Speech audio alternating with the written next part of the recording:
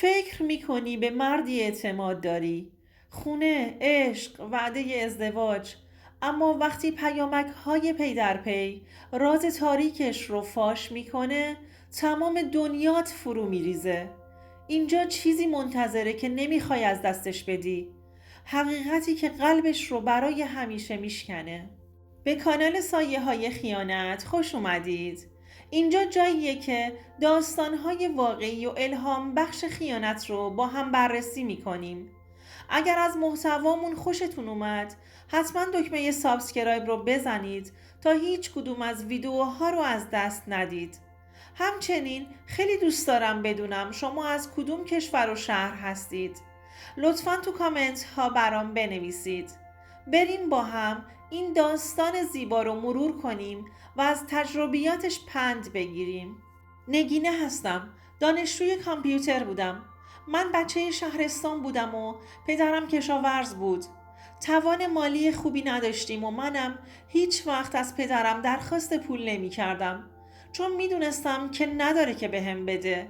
هر روز تو روزنامه و سایت دنبال کار می گشتم تا کاری پیدا کنم. واسه خرج تحصیلم پول نیاز داشتم. به هر کسی که میشناختم سفارش کرده بودم که اگر کاری پیدا کردند بهم خبر بدند.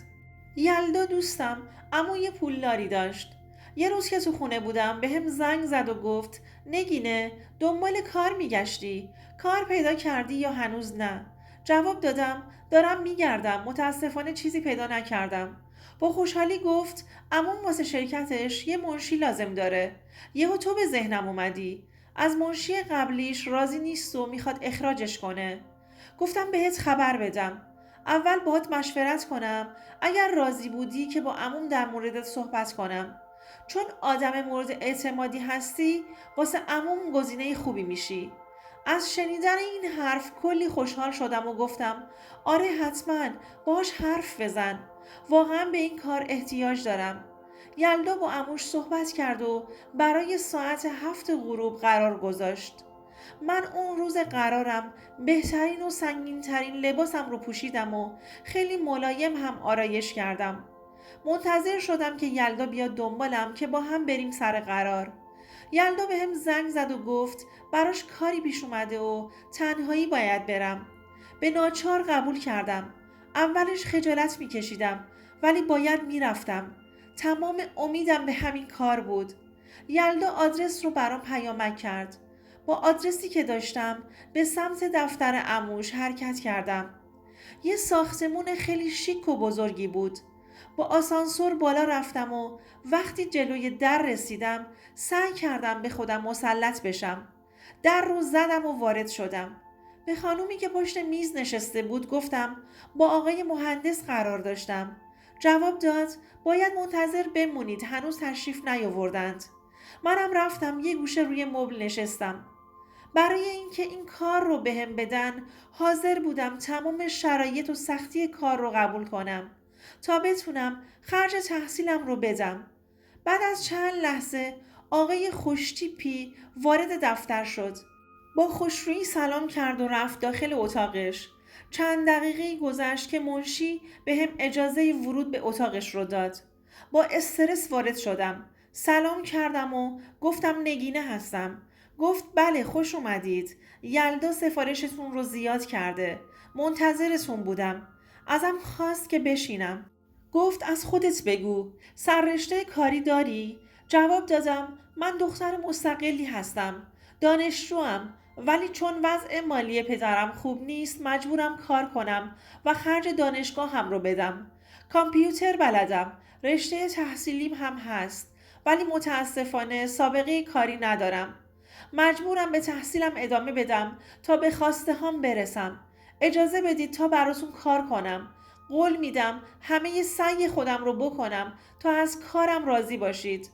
قول میدم که پشیمون نشید.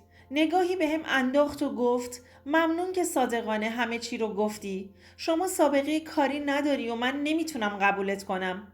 اما من مدام اصرار میکردم که بذارید کار کنم. خلاصه از یه جایی باید شروع کنم که برام سابقه حساب بشه. همینجوری به حرفام گوش میکرد و قهوهش رو میخورد. بعد از چند لحظه گفت من از آدمای جسور و کاری خوشم میاد. مخصوصاً افرادی که برای هدفهاشون می جنگند. گفتی کامپیوتر بلدی؟ با خوشحالی جواب دادم بله. جواب داد یه فرصت بهت میدم که خودتو تو کار نشون بدی.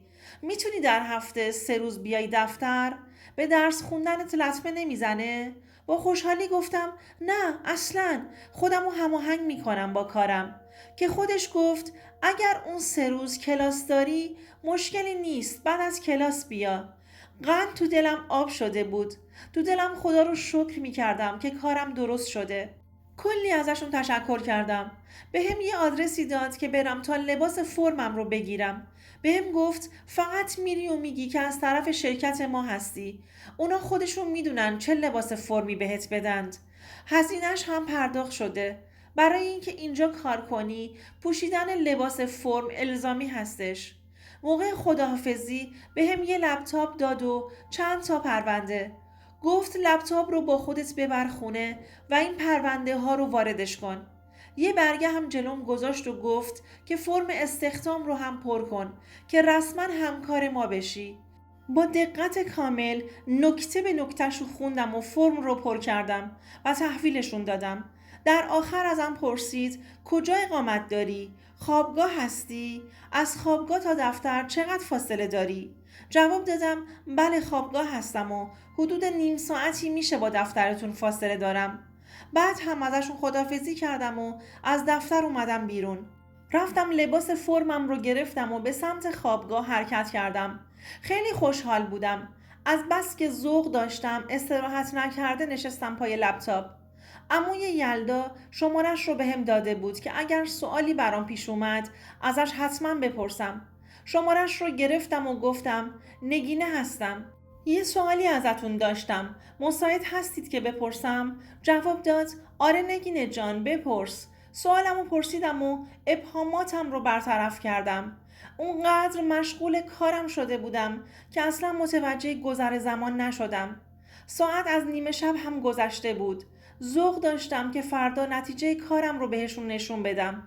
خودم که از نظم دادن فایل ها داخل لپتاپ راضی بودم و کیف می کردم. صبح اون روز کلاس نداشتم. بهشون زنگ زدم که دفتر تشریف دارید یا نه. جواب داد فقط 1 ساعت دیگه میتونم بمونم. سری ماشین گرفتم و سمت دفتر حرکت کردم. وقتی رسیدم یه خانم دیگه اونجا بود. ازم پرسید با کسی کاری داشتی؟ جواب دادم بله با مهندس هماهنگ کردم.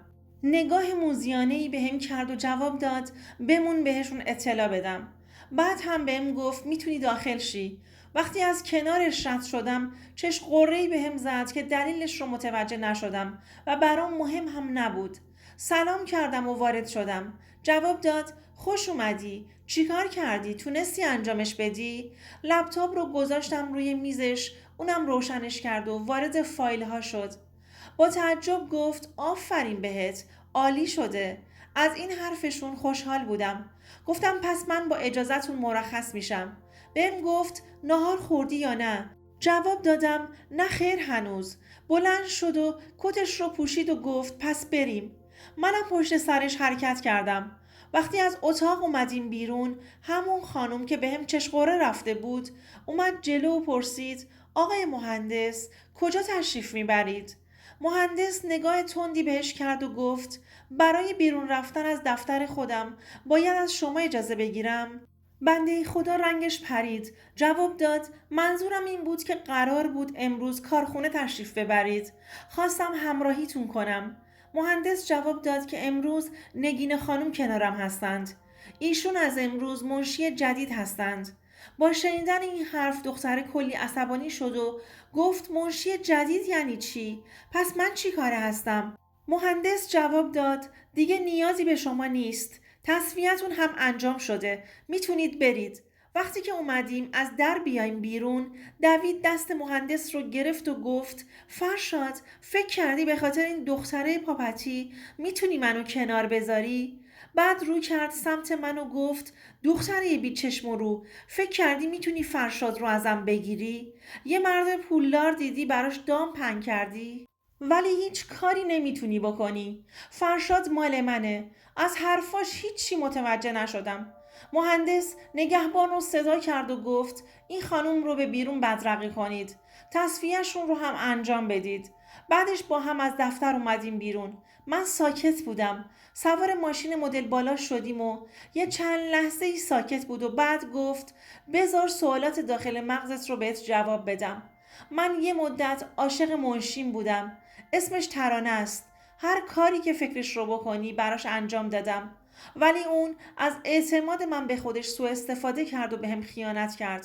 متوجه شدم از فرصتی که براش فراهم کردم سوء استفاده میکنه. منم فقط به هر کس یک بار فرصت میدم نه بیشتر و بعدم از زندگیم حذفشون میکنم. اون لیاقت این همه عشق و محبت منو نداشت و بعدم ساکت شد. منم ساکت مونده بودم اما براش کلی ناراحت شدم. خواستم حال و هواش رو عوض کنم. شروع کردم به خاطر تعریف کردن از دانشگاه. از مسخره بازی های بچه ها می گفتم. میخواستم خنده رو لباش بیارم اما اون فقط نگام میکرد و لبخند میزد. لب جاده جلوی یه رستوران زیبا نگه داشت واسه ناهار. بعد از اینکه غذا رو خوردیم دوباره به مسیرمون ادامه دادیم. وقتی به کارخونه رسیدیم پیاده شدیم. گفت آوردمت تا کارخونه رو بهت نشون بدم. لبخندی زدم و ازش تشکر کردم.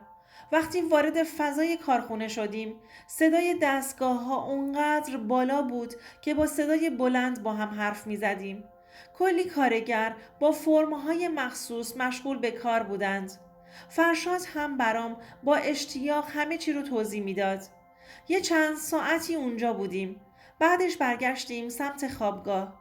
هر چقدر تو مسیر گفتم شما زحمت نکشید خودم میتونم برم فقط منو تو مسیر راهتون پیاده کنید قبول نکرد و گفت شاید بخوام بدونم کجا داری زندگی میکنی. بعدش هم خندید. ازش تشکر کردم که داره منو میرسونه. تو دلم میگفتم واقعا ترانه چقدر بی‌عاطفه بود که به یه همچین مردی خیانت کرده. وقتی رسیدیم منو پیاده کرد و خداحافظی کرد و رفت. وقتی که شامم رو خوردم تا اومدم گوشیم رو نگاه کنم دیدم برام پیام گذاشته که برای فردا ساعت 12 ظهر میام دنبالت تا با هم جایی بریم. براش استیکر گل فرستادم. فردای اون روز دقیقاً سر ساعت اومد دنبالم. یه سری وسایل خونه میخواست بخره که نظر منو لازم داشت. از همه چیز خریدیم. از ظرف و ظروف گرفته تا سرویس خواب و غیره. انگار داشت جهیزیه میخرید اما به خودم اجازه ندادم تا ازش بابت خریدهاش سوال کنم. شب شد و شام رو بیرون خوردیم. منو رسوند خوابگاه و ازم بابت همراهیم تشکر کرد. فردای اون روز به سمت دفتر برای شروع کارم حرکت کردم. وقتی که رسیدم همکارام میز کارم رو نشونم دادند. با شنیدن صدای من فرشاد از اتاقش بیرون اومد و بهم گفت بیا باید تا جایی بریم. منم بدون اینکه سوالی بپرسم قبول کردم. 2 آپارتمان کنار دفترمون در ورودی رو باز کرد و وارد واحد طبقه دوم شدیم. استرس گرفته بودم اما بهش اعتماد داشتم. وقتی در رو باز کرد شوکه شده بودم. تمام وسایل هایی رو که روز قبل گرفته بودیم به شکل زیبایی تو واحد چیده شده بودند. با خوشحالی گفتم وای چقدر زیبا شده. خندید و کلید رو از جیبش در آورد و رو کرد به من و گفت قابل تو رو نداره. از امروز خونه تو اینجاست. هر وقت دوست داشتی میتونی بری وسایل های شخصیت رو بیاری. اینجا به محل کارت هم نزدیکه. واسه دانشگاه رفتنت هم یه ماشین میذارم. چطور ممکن بود؟ انگار خواب میدیدم.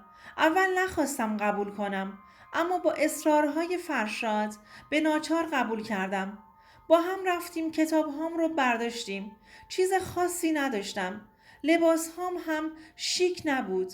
همونجا واسه دخترها گذاشته بودمش.